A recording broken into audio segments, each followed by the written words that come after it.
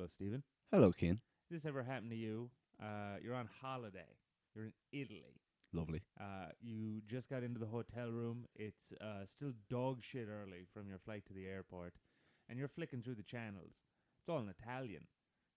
You see your favorite movie, The Godfather, thematically course. relevant. You can't watch The Godfather in Italian. There's too much happening in the dialogue. Way too much. No, you go to another one. You're trying to watch Italy's #1 comedy. It's terrible. You don't get any of the cultural references. You don't know what's going on. And then you're flicking along and you see, I don't know, like Oblivion starring Tom Cruise in Italian. You go, I can watch this for an hour. There's some visuals here. I'll still understand it. That's what we're talking about today. We're talking about It's Good Not Great, the movie podcast where we are talking about the very, very best of the just all right, the top of the middle of the pile. If Akira Kurosawa's Seven Samurai was dying gloriously in battle, and Karl Reich's 47 Ronin was disobeying your lord and being forced to live in shame outside your village, well, the film we're talking about today is committing a ritualistic suicide to prove your dedication to living honorably. It's The Last Samurai. The Last Samurai. Shogun is all the hype at the moment. We've been watching. It's very good. It's really good. We've been enjoying it a lot. Samurais are inherently cinematic. They really are. They've got everything. They've got the best vistas, the best costumes, the best code of honor for cinema, I think. Like it just works so well for stories. Sword fighting is way better than gun fighting pretty much all the time. 100%. It's like the most cinematic way to fight. You can put so much character into it, the way people use swords, wield swords, whatever. It's great. We thought we'd capitalize on the Shogun hype and talk about the movie that started it all for a white guy coming into medieval Japan and showing them what's what. Just really showing them how to do things properly. This is how we do things in the West, okay? You guys have got some things to learn, all right? So we're talking about The Last Samurai, directed by Edward Zwick, written by Edward Zwick, John Logan, and Marshall Herskovitz. Came out in 2003 in the States, but in Ireland it came out on the 9th of January, 2004.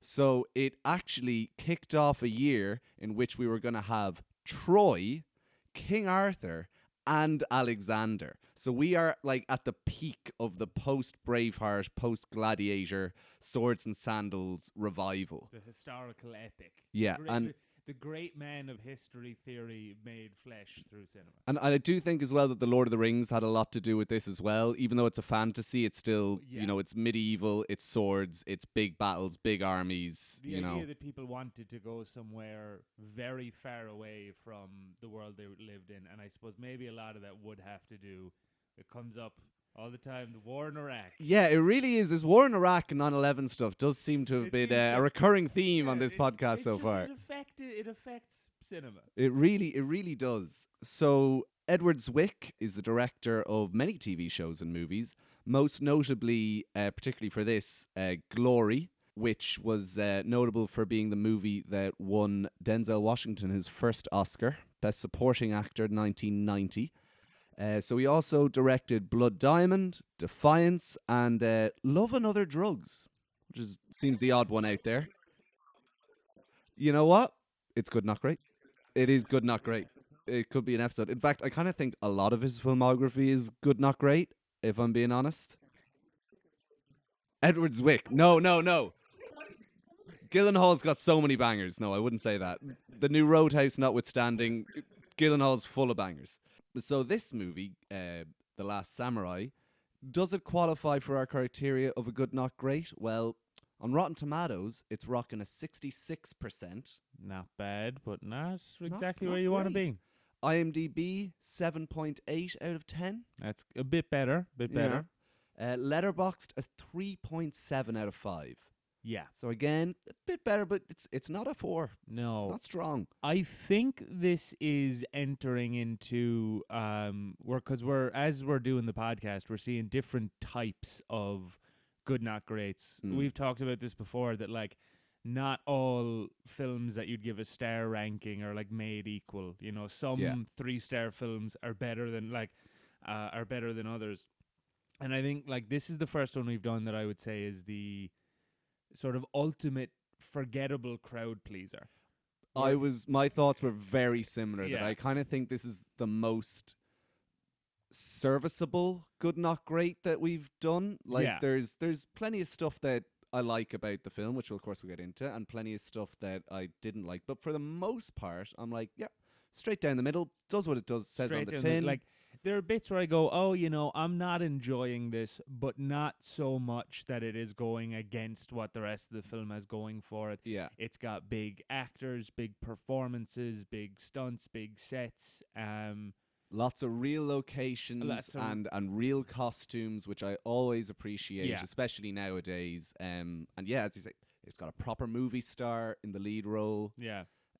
So yeah, it's just a very serviceable, good movie, I think. That we'll get into the whys, but yeah. But I do think, it's like a category of good, not great, where you'd say to someone like, where like one is you'd never bump into someone, they go like, favorite movie, like, oh my God, The Last Samurai. Well, interesting you should say that, because I was looking through the reviews and stuff today. Will Lawrence, for his review in Empire Magazine, 5 stars.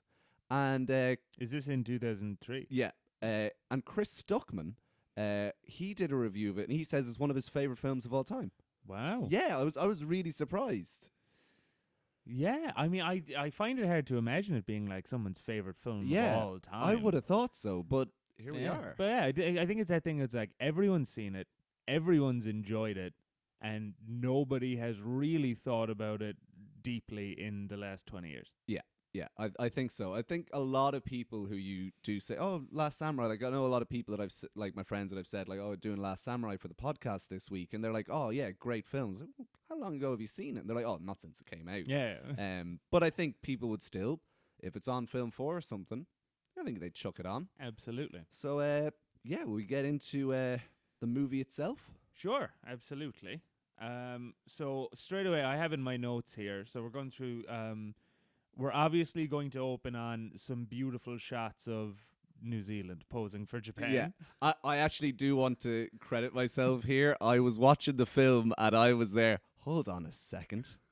I know that mountain. I was there a few months ago. That's New Zealand. That's not Japan You're at not all. getting it past me, bitch. Yeah, I know that mountain. Sorry, I can't even remember. Do we open with shots of Japan? We absolutely do. Yeah. So the Because opening sequence has this sort of like, it's shots of Japan and Ken Watanabe is meditating and he has this dream of a samurai fighting a tiger in a foggy forest. Yes. So that sort of kicks off basically the things like, oh, is this a premonition? What does it say for the film that I watched it last night and I've completely forgotten this? But because my only note for the opening is that it has like the most British colonialism voiceover ever. Yeah. Where it's like, Japan, a place divided between the past and the future.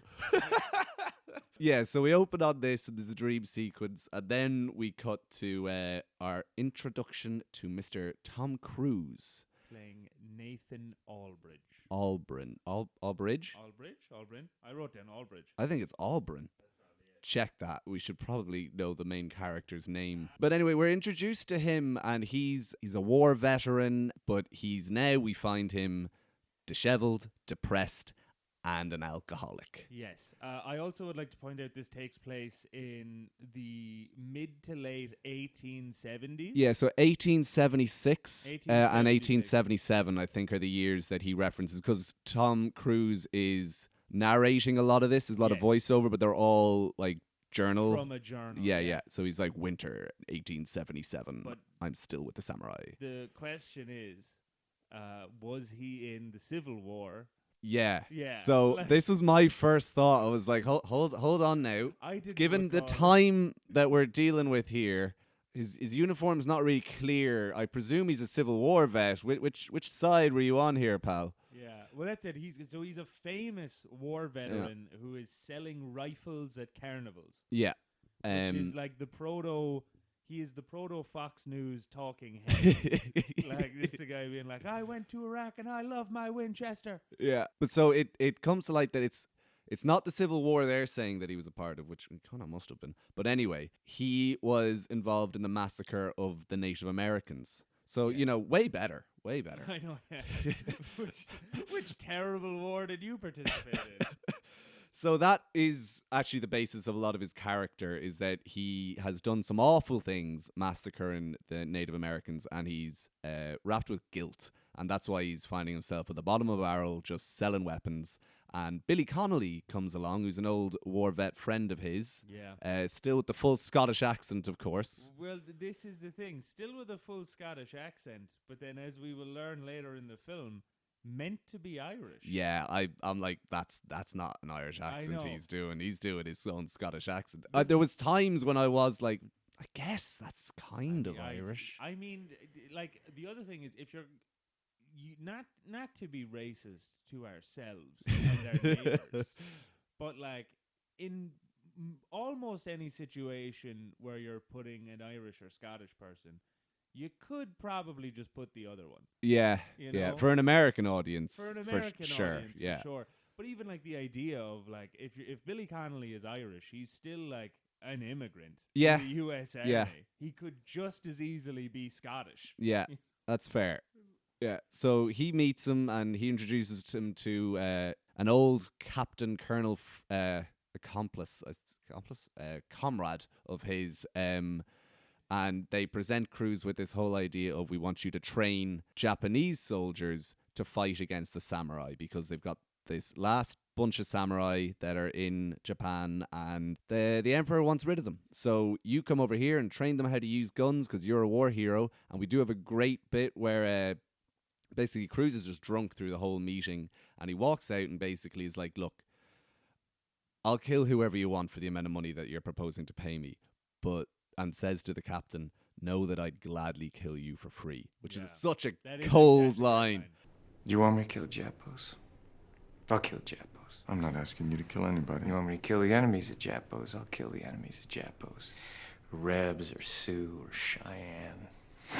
For $500 a month, I'll kill whoever you want. But keep one thing in mind. I'd happily kill you for free.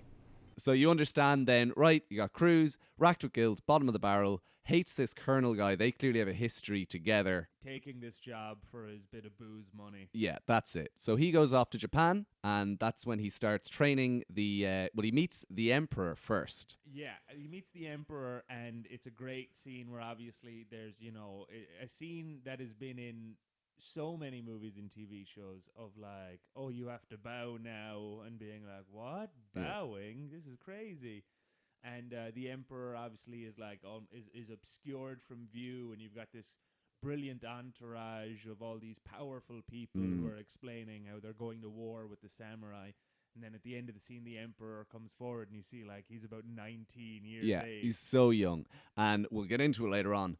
Little fucking bitch, this guy. He hated this guy. Yeah, he fuck sucks. him. But anyway, so we meet him, and he's like, yeah, you're gonna train my samurai. The emperor's like obsessed with Western culture and stuff, so he's like, yeah, train us in the way of the American. Cruz is training these army boys. They're not very good. They are pretty useless, in fact, at shooting guns. Meets Timothy Spall as well, who's been living in Japan for a while, and he's like the translator and stuff. Always fun to have a bit of Timothy Spall in your movie. He is nice. He's great. Yeah. Pretty much everything. I did like as well. They have during the training scenes with the army. So you have like obviously it's Tom Cruise trying to teach all the Japanese how to like reload their guns, fix their bayonets, and then during this or between the last scene, they have a quick little flashback to his time in the American military, where they establish something very important, which that he was a good soldier, in that they're like raiding this Native American village, and he's like, but sir, these people had nothing to do with the raids. Yeah. and, it's like And then goes and kills and them then all just anyway. goes and does it anyway. Yeah. But he protested a little He bit. protested a little bit before he did it, because he is a soldier. Yeah. And then went and did some And then genocide. went and did a bit of genocide.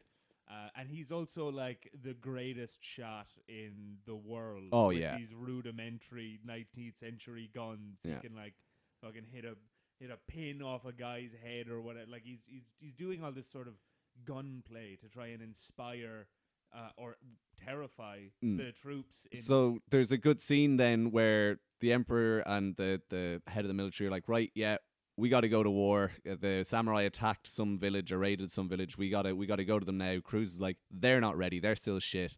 And they're like, no, he's ready. So Cruz goes and stands down the end of the firing range, gets one of the soldiers, Japanese soldiers, to point his rifle at him, and then Cruz points his pistol at the soldier and is like, right, shoot me or I'm shooting you. And Cruz keeps shooting his pistol and just like narrowly missing the Japanese soldier. Eventually, Japanese soldier gets a shot off and it flies way past Cruz, and just very, very good. Like, oh, he's this man clearly doesn't really value his life hugely anymore, but god damn is he still a huge, great shot. And he's absolutely right. These guys aren't ready. They're not. So this is where we have our first big battle scene of the movie. Mm-hmm. They have to go to this village that the samurai are after attacking, and it's pretty straightforward stuff. The guys all march in. It's starting to get dark. They think they have the upper hand. Boom! Out come the samurai On horseback. They're encircled. The samurai are whooping them. The guys can't get their shots off. They immediately just start running around and retreating. Cruz is like, no, hold the line. Don't fire yet. They're just running Trying around. to get them to do some military action. They can't do it. I also have in my notes that they talk about, they have a point out where they're like, the samurai are very fierce warriors and they're so skilled. But when I saw this battle scene, I was also like, yeah, you also could have mentioned there's fucking loads of them. Yeah. It's not like four lads It's here. not like a ragtag group of mercenaries. Yeah. There's like a couple hundred guys in this It's an army. army, yeah.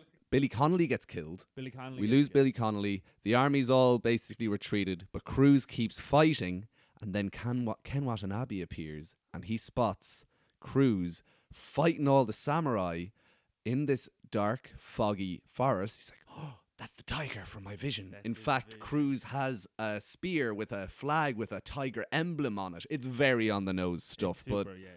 his premonition has come to fruition. And then so Tom Cruise is about to die. He is, he's on the ground and he's done for. A samurai in this very striking red armor steps forward, takes out his sword, goes to kill him. Tom Cruise fucking takes up the broken flagpole he had and gets your man in the neck. And this is so inspiring that Ken Watanabe decides to take Tom Cruise back to his samurai village. Yeah. So then we have kind of the middle act, which is essentially Cruz being firstly taken prisoner in this samurai village, but then he starts to gets over his alcoholism and starts to learn Very funny. He's just in the village, just screaming, being like, "Sake, sake!" going through his withdrawals. Yeah, just going through the DTs like you wouldn't believe. Oh yeah, so he's prisoner, but he's starting to learn the ways then of the samurai. We can really breeze past a huge chunk of this. Yeah. Again, it's something that's been done in every The Soldier Goes Native story. Yeah, ever. this is Dancing with Wolves, this is Avatar, this is Yeah. Pocahontas, whatever you want to. Admires, what's the quote he uses? It's like they aim for perfection in everything. They are an intriguing people. From the moment they wake, they devote themselves to the perfection of whatever they pursue. I have never seen such discipline. I am surprised to learn that the word samurai means to serve, and that Katsumoto believes his rebellion to be in the service of the emperor. And So it's just like real cool stuff. He admires their art. He admires their music. He learns to eat chopsticks. He learns to pick up his bit of Japanese. He has to sword fight with the children at the beginning because he doesn't know what he's doing. Yeah. And then eventually he'll start sword fighting with the men of the village.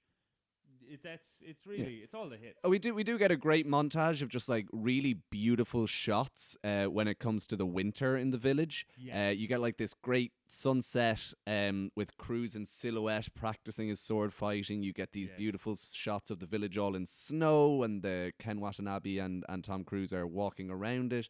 And you start to learn as well that Ken Watanabe wants to learn whatever he can from Tom Cruise, learn about his the culture and everything.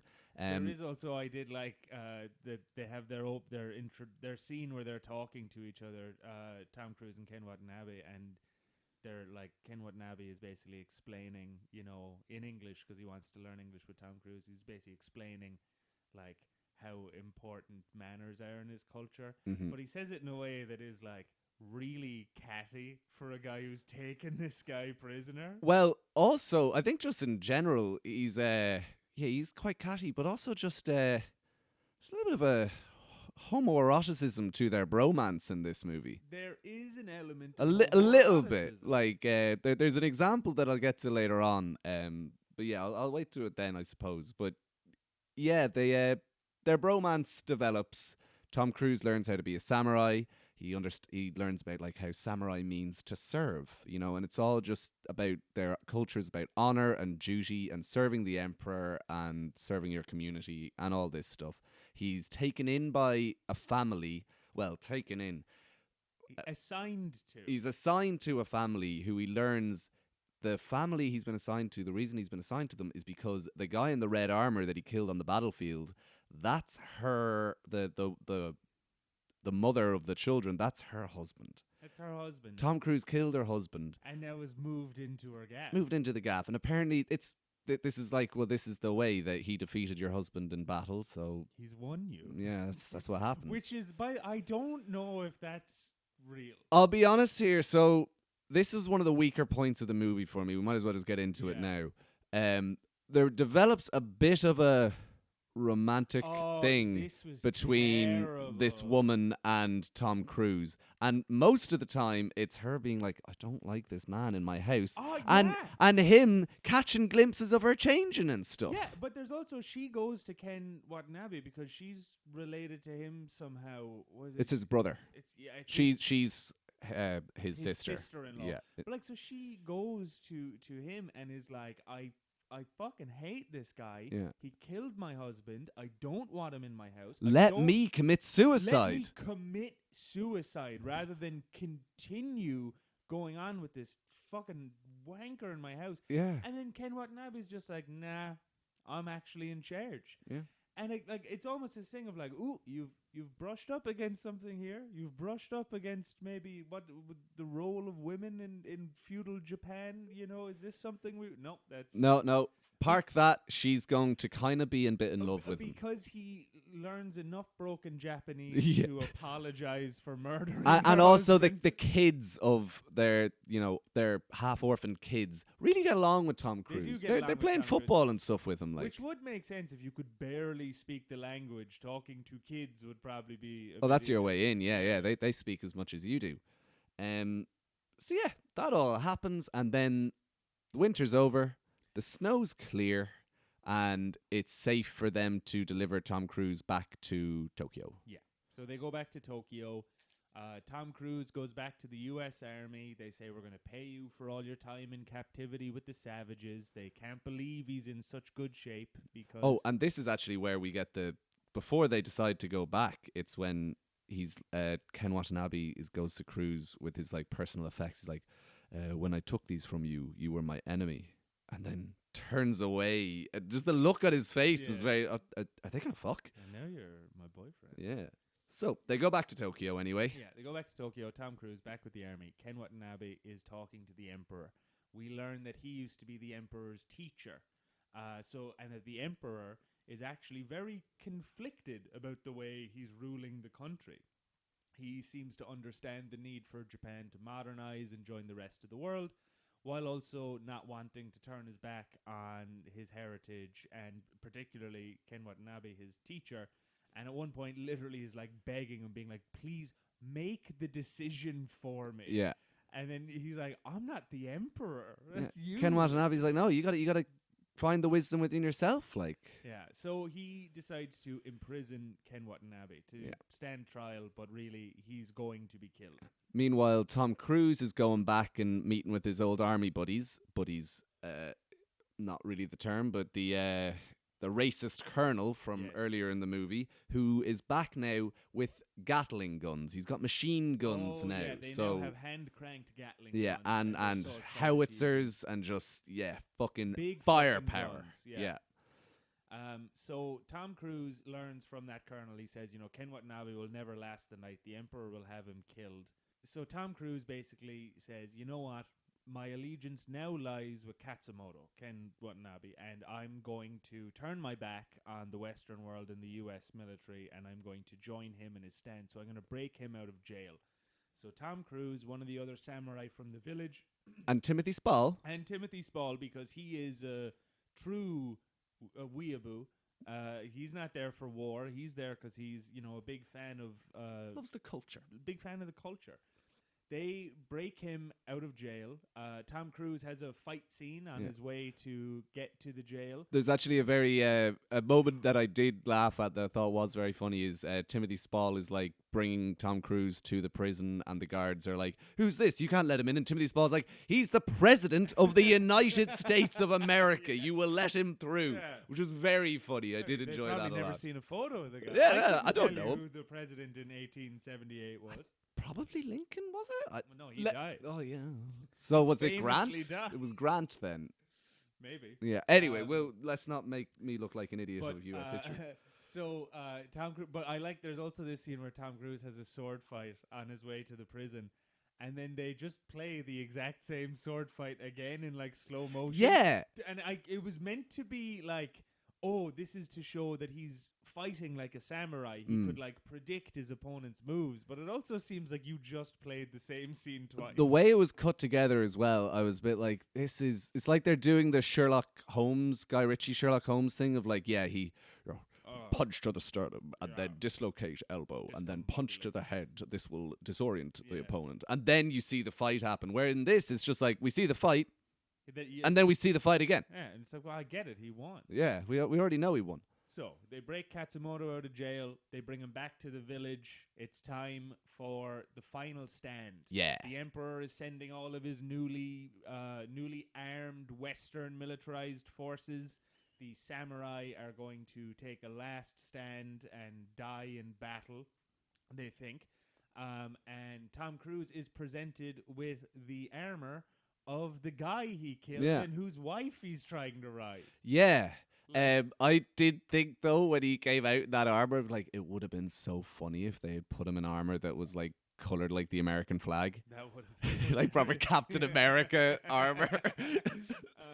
He's like, I just want to make some modifications too.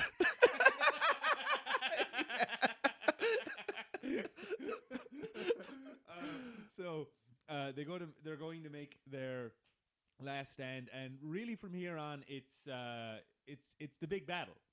They have a couple of little tactics up their sleeve. They've got little improvised explosives. And they're like, how are we going to, we got so few numbers, how are we going to fight? And we get a 300 reference. Tom Cruise is like, well, the Battle of Thermopylae, the Spartans only had 300 dudes against millions of Persians, and they won. And then Ken Watanabe is like, you know what else they did in Sparta? If we survive this battle. But so they have the 300 style battle. They've got some improvised explosives. They've got tactics that involve theatricality and deception, if I may borrow a phrase from another Ken Watanabe film. Yeah. And yeah, I mean, after this, we're really just talking about describing a battle. The soldiers come in, the samurai trick them into coming into an enclosed valley, hit explosives, block them in. Now we're just sword fighting, bayonet fighting, shooting, all good stuff. It's good battle scenes. Lots of extras running around a field, swinging swords at each other. I love it. Yeah, lots of blood. Lots of blood, lots of smoke from all the fire and explosive they set off. It's good. It's good shit. Tom Cruise, before the battle starts, they meet up with the enemy, and Tom Cruise gets to give the always such a cold line to racist colonel, being like, I'll see you on the battlefield. Yeah. Or I'll look for you I'll on the look field. for you Oh, on it's the so I'll look for you on the field. It's badass. Yeah. So like, and then one point, their tactics are so successful. They push the army back. But the thing is, they know all the army is going to do is regroup and come back at them again. So they decide to charge into the gunfire, into whatever waits for them. But they're basically like, if we go out swinging. Yeah. And then they run into the Gatling guns. Yeah, and just get mowed down. A lot of horses getting flattened. Yeah. Tom Cruise gets hit in the leg. Katsumoto gets riddled with bullets. And then eventually, he's on the field. Katsumoto is on the battlefield. Tom Cruise runs up to him. Katsumoto says, help me up so that I can die on my, standing up with my sword in my hand. He helps him up. At one point, the who we haven't brought up, by the way, the real villain, the capitalist, yes, who was trying to the Japanese capitalist, who's just trying to get train tracks built, is like calling the shots for the army. Yeah, and he's been like, fire, destroy him, and then eventually the guy running the guns is like, all right, stop. This is cruel. This is terrible. I don't want to do it. And then Katsumoto dies in glorious combat, and the opposing army all bow to him. Yeah, which, I don't know. That was a bit cheesy for me. And then we get one last scene just to bring us out where basically the capitalist guy is like, okay, we beat all the samurai. I can now, put all my train tracks down and make all my money.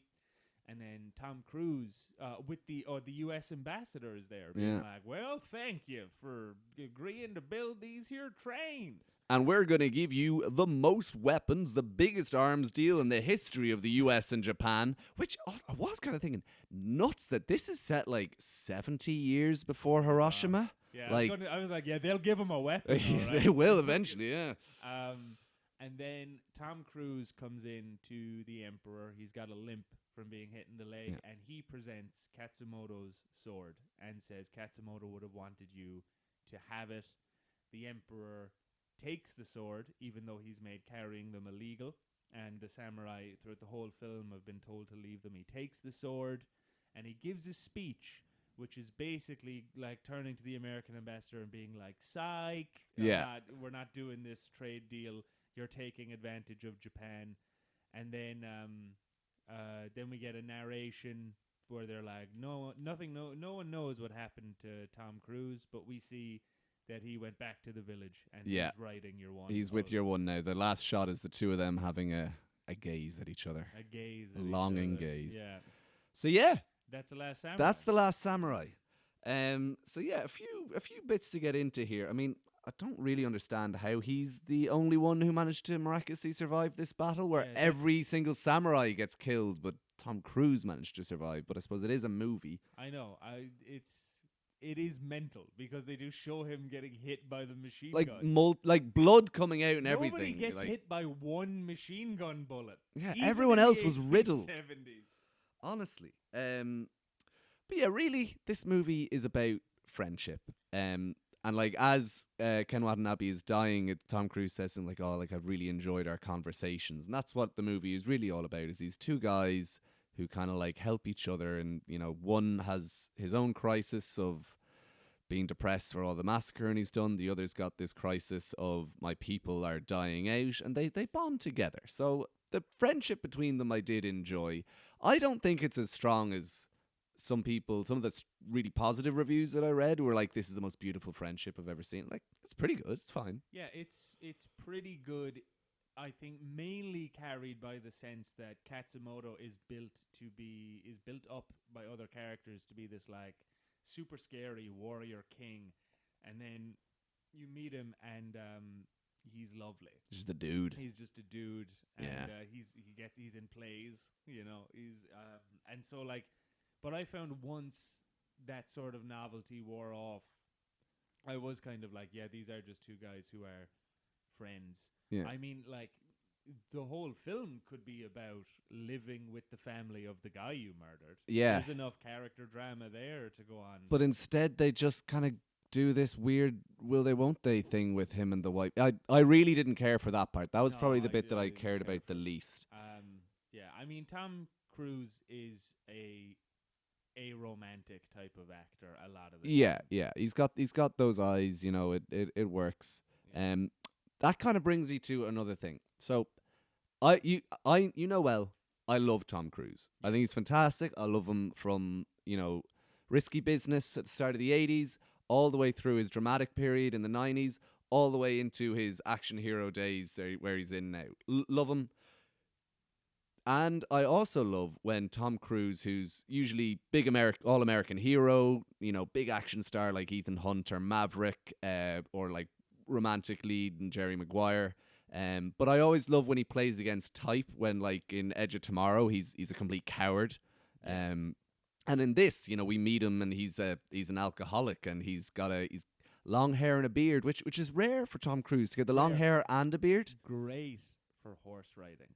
There is Oh, it a lot is, of yeah. wonderful hair bouncing in this. Fact. Yeah, no, a lot of great long hair bouncing on horses. But I do have to say, I'm not mad on Tom Cruise's performance in this movie. It's not bad, but it's definitely far from my favorite. It's very subdued, and it lacks.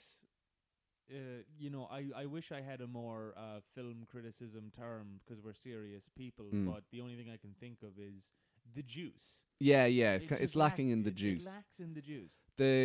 The aforementioned voiceover is kind of where this was most problematic for me. I thought it was a very dull and drab voiceover, and like any time he was describing it, it was like, yeah, very kind of just matter of fact.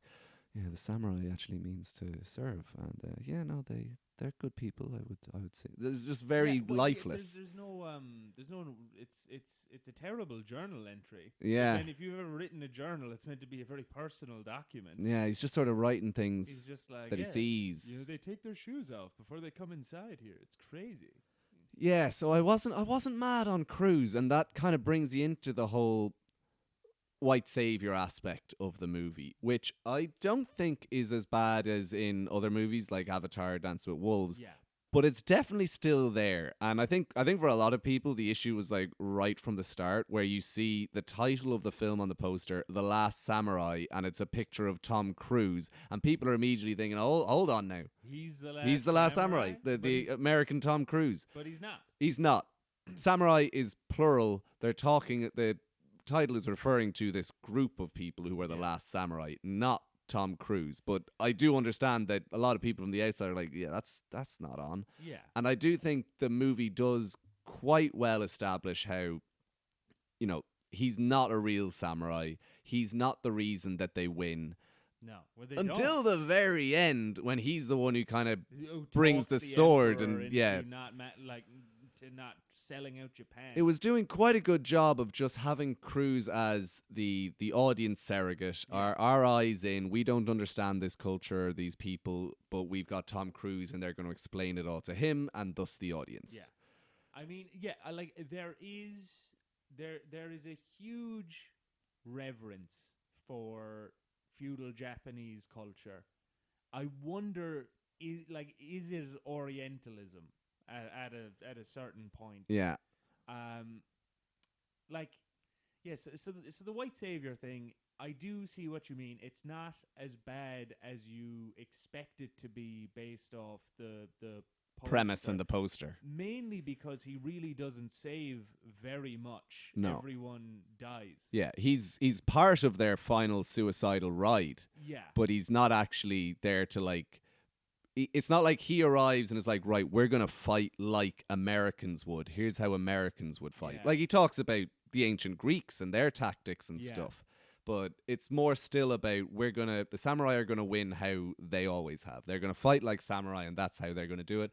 Doesn't work, but it's not like Tom Cruise comes and is like, no, do it the American way, you'll win. Yeah. I mean, yeah. So Which is what Dances with Wolves and Avatar and other examples do. Yeah, yeah. But I do think, and I think especially when I was writing this down, what was strange going back to this is so I saw this movie about 20 years ago Yeah, when same. I was a child. And since then, I have learned a little bit about the world in general, the relationship between politics and capital, And also I've seen like films from Japan about samurai. Yeah. And weirdly, for a movie that is filled with great blood effects and big battle scenes, is kind of bloodless in its story. Yeah. The Japanese are these like perfect, peaceful, enlightened, brilliant people all the time, constantly. They don't use guns because of honor. The samurai are like these honorable people against a sort of decadent Western imperialism coming against them.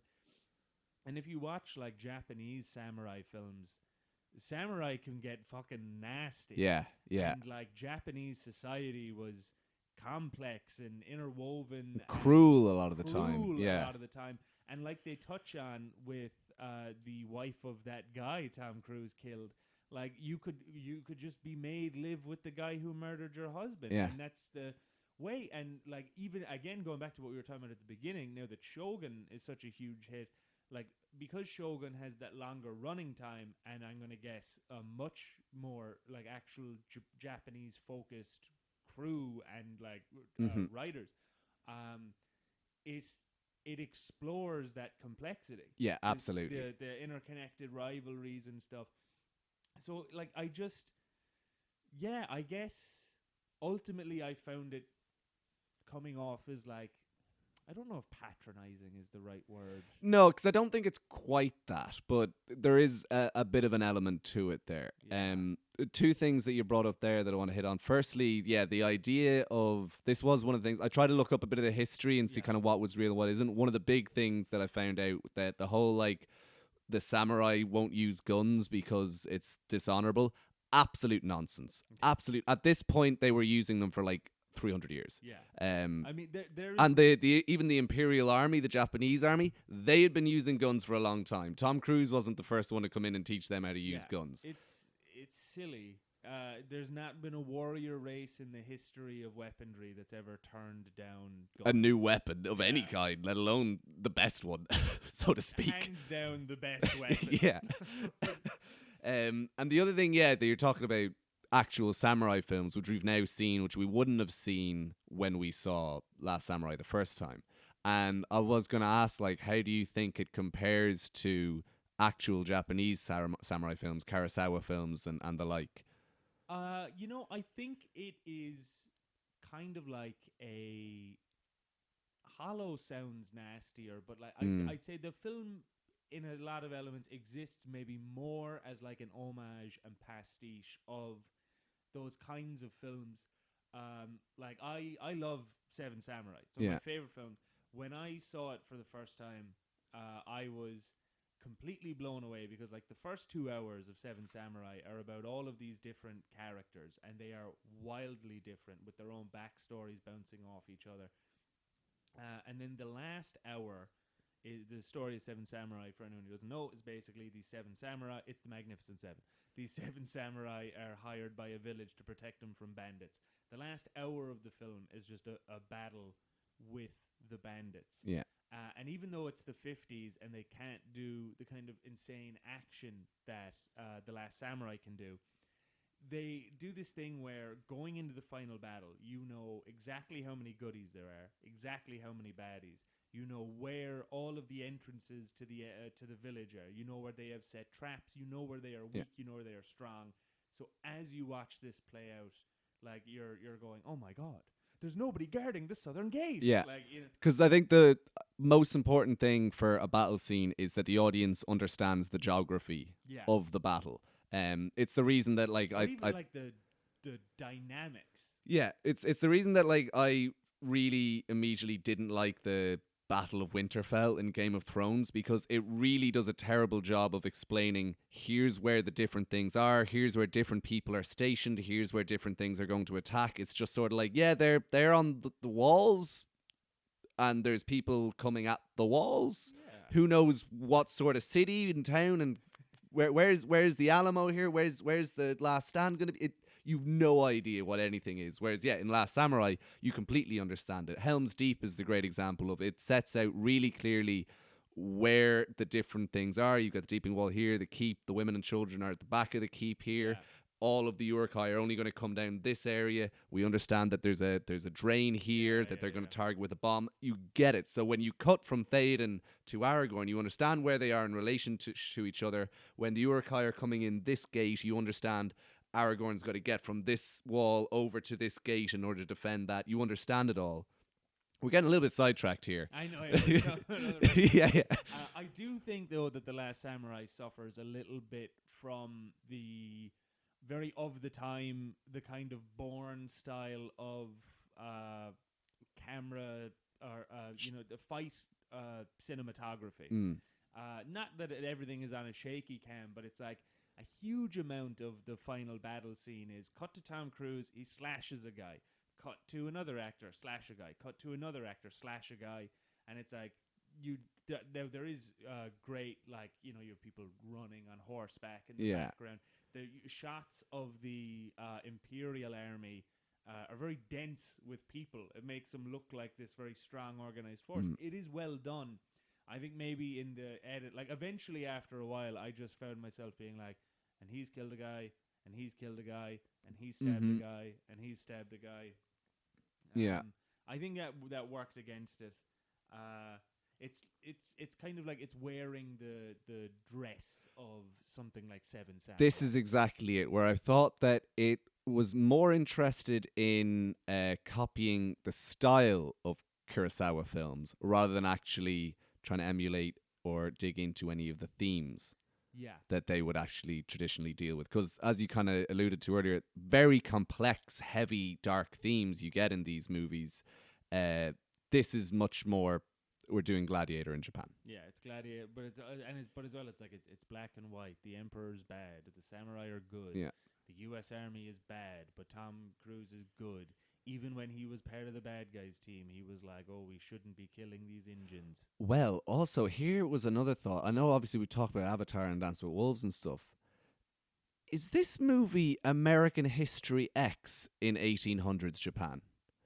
Because, like, Tom Cruise, he's not racist or anything at the start, but it's like established, the Japanese are savages and stuff. And even then, when he goes and lives with the samurai, befriends them, comes back to the racist colonel, and he's like, "Oh, I need a bath." And the racist colonel is like, "After living with those savages, I can only imagine." And it's a lot of that, like, and he's like, "Oh no, you don't understand. These people are actually good. You shouldn't be killing them and doing racism and doing genocide and all that." I mean, I guess it kind of is. Kind of is, yeah. And then I was a bit more like, or is American History X just doing like Dances with Wolves, but with modern day America, with white supremacy? Yeah. I don't know. I mean, I do think as well. This is the other thing I touched on, like. It is. It doesn't big up the U.S. military, but it is a very U.S. sort of.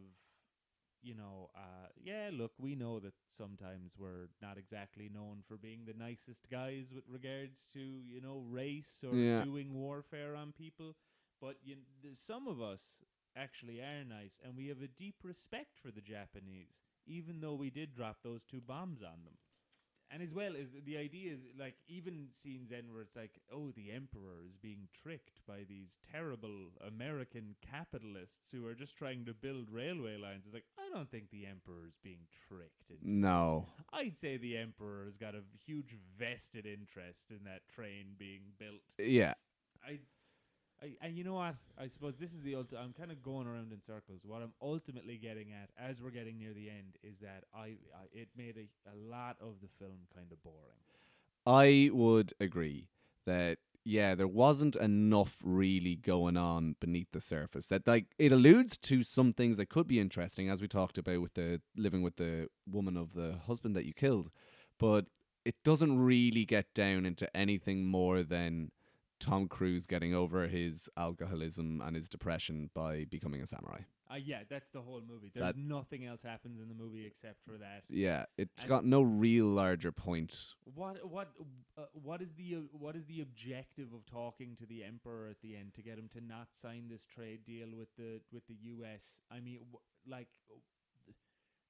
So what? Is everyone going to go back to samurai? Because that's not happening. Yeah. You can't put the genie back in that bottle. So, like, looking at the actual history, because Ken Watanabe's character is loosely based on a real person, but it was kind of like, that he lost every battle that he fought, but then, when he died, then the emperor did go and be like, right, actually, posthumously, be like, this guy was actually cool, and then Japan actually adopted the samurai as, like, their national...